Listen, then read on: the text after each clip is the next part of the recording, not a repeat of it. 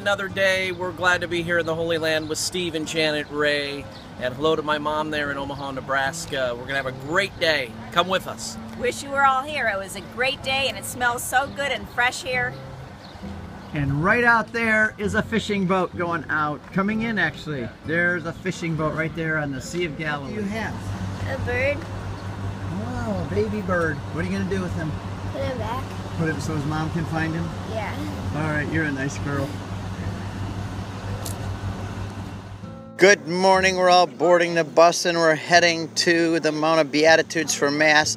This is the shoreline as we're driving along. We also stop and take a look at Magdala and we arrive at the Church of Beatitudes.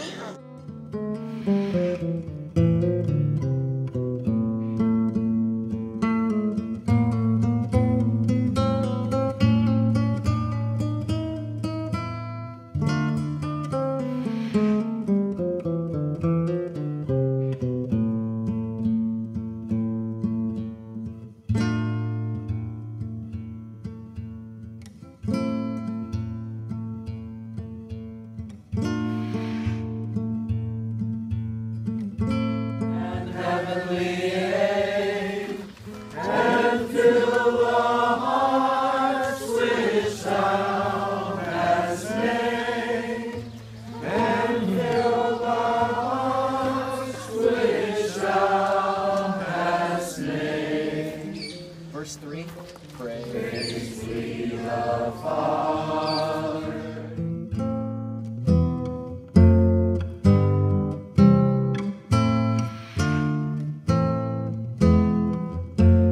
Challenging and burdensome, difficulty and stress, and kids that left the church or challengers. Remember the Beatitudes. Say Philippians 4:4. Say rejoice in the Lord always. Rejoice in the Lord always. When we were in Greece last October, that was the verse we read in the people on the pilgrimage. We were like 4:4. Philippians 4:4. Say Philippians 4:4. Philippians 4:4. Say rejoice in the Lord always. Rejoice in the Lord always. Again I say rejoice. Again I say rejoice. You know why Paul says that? Because it's hard to be a Christian. Isn't it hard to be a Christian? It is. By ourselves. With Jesus, we can do everything. Mary, remember we had dinner last night. Remember that verse? I can do all things. Is that Philippians 4? Yes, very good. She knew it off the top of her head.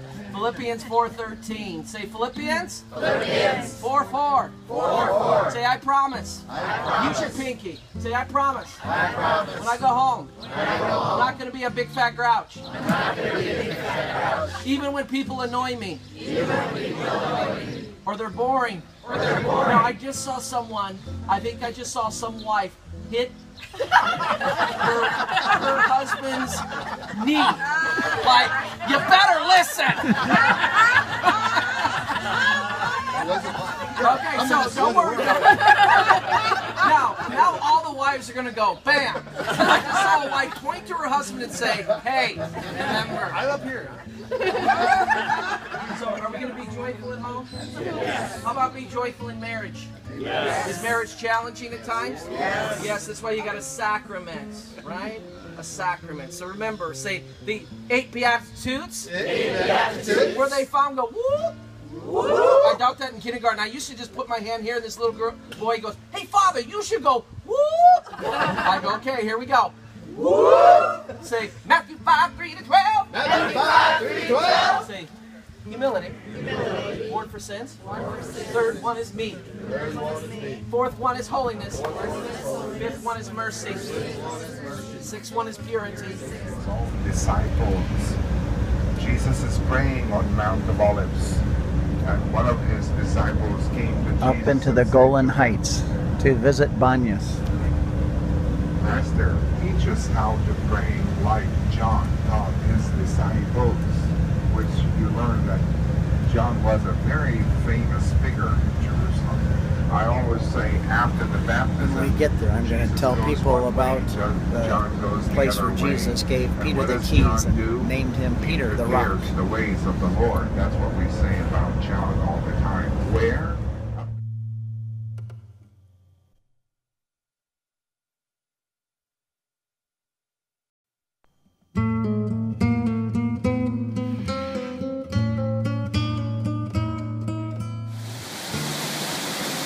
This is the water, headwaters of the Jordan River that flow out from underneath this rock at Caesarea Philippi, where Jesus said, "You are rock, and on this rock I'll build my church.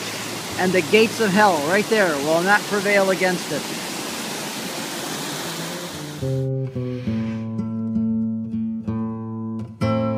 All right. I got my nightshirt on. Go Big Red! Go Big Red! So where are y'all from? Nebraska! Yeah.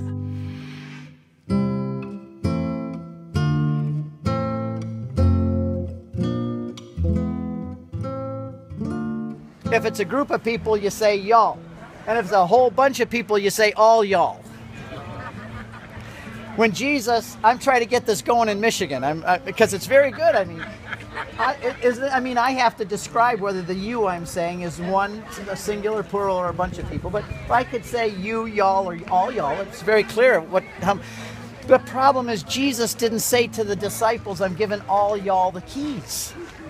He says it in the Greek, it's singular. He says to Peter, "I am giving you, singular, the keys." The other guys are standing there going, "What about us?" I'm giving them to him.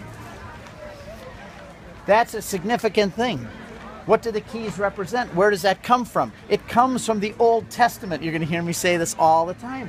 If you want to understand what it means, I'll give you the keys, and what you bind on earth will be bound. Go back to Isaiah 22.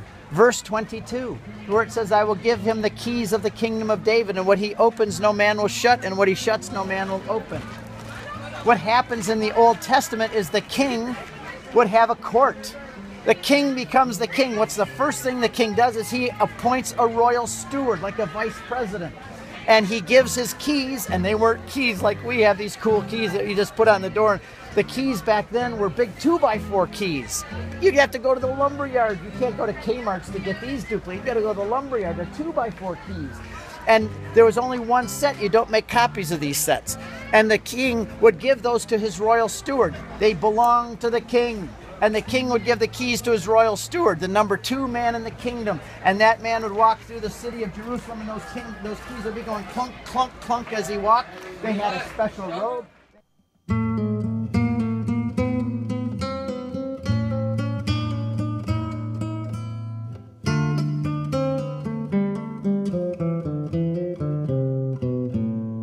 Hi, Diana. We're doing great. We're fine. Don't worry. And they are behaving themselves like you asked. Oh, thanks for lying first, Steve.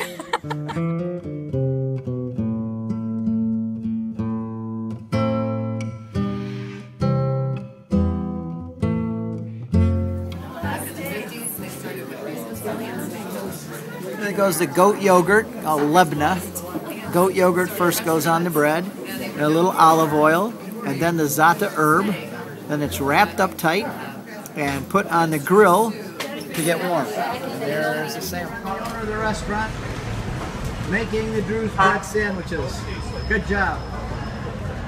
There they are. Put them in the bag, and then I deliver them to people. There they go. Fast food. And I'm going to grab it now and take it to them. Here we are at our favorite Drew's restaurant. Everybody's enjoying their lunch. It's a beautiful day. We're all sitting outside here, right under, by the way, right under Mount Hermon, the highest mountain in Israel. And everybody's enjoying this meal. Simple lunch because we have a big dinner coming. Good, Steve. Good. Good lunch. Yummy.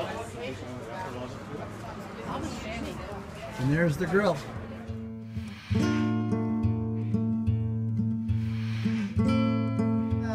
You got the falafel. Very good. All right, Pat. Yummy. Better than a sesame seed bun. You got the Drew's bread. Great. Glad everybody's having a good time. You like it, Mary? I caught her off guard. On our way through the Golan Heights, we stop and look out over Syria and see the border with Syria and discuss the huge problems that we have there and how America is making all the wrong decisions and how they handle the Christians in the Middle East. Next, we came to Kursi, which is the historical place where Jesus cast the demons out of the Gadarene into the herd of pigs who rushed into the sea. There's Father Courtney enjoying this place. And then we came to Tabgha, This is an aerial view where Jesus multiplied the loaves and fish. This is the church of Tabgha. And you can just imagine while we're there, Jesus feeding 5,000 men with also women and children.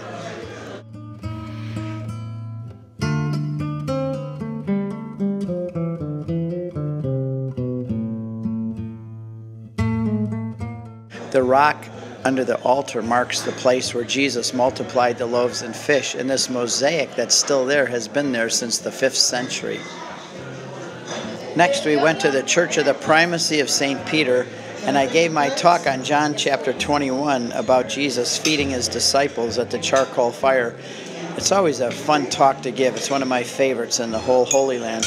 This is the church that's built over the rock where Jesus fed the disciples in John chapter 21. We all go in and pray there and touch our rosaries and enjoy this sight. For many people, it's a favorite in Galilee.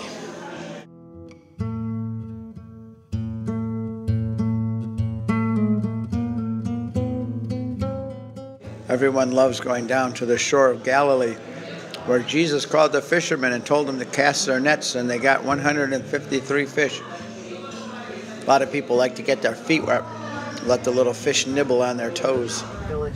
Capernaum probably had 5,000 people, but my guess maybe this one would maybe have 2,000 people, see?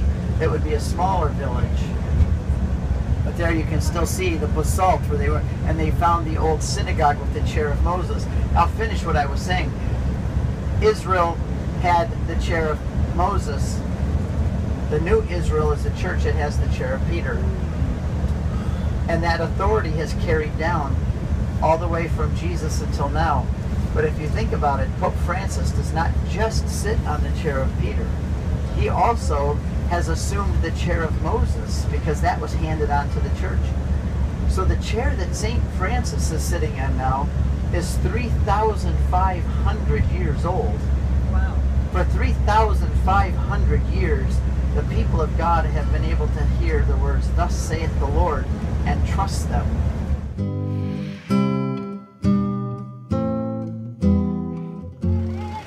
All right, the bus just parked up here in Rosh Pina in Upper Galilee, where we're coming for dinner. Here's everybody coming up the steps. Look how beautiful this is with the flowers. Oh, it feels so good. We're all heading up these steps to the restaurant, and that's where we're going to be eating tonight. Looking out over the Hula Valley, we can even see Mount Hermon over there in the Hula Valley. What a beautiful place. I want to get your attention. I want to introduce you to Luis. He's the owner of the restaurant. He's a good guy. We love the restaurant. I want to introduce him, and he'll tell you a little bit about the food. Right. Well, first of all, we are so glad to have you here, to have the group of Steve Ray once more at Revere Sholem. Well, I can promise you that all the staff will do his best to make this meal the best meal we're having in Israel.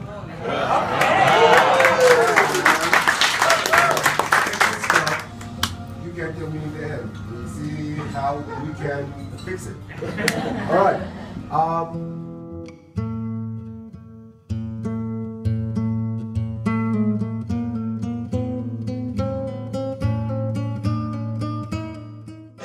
We want our trips to be special, so we go out to some very nice meals, including this one.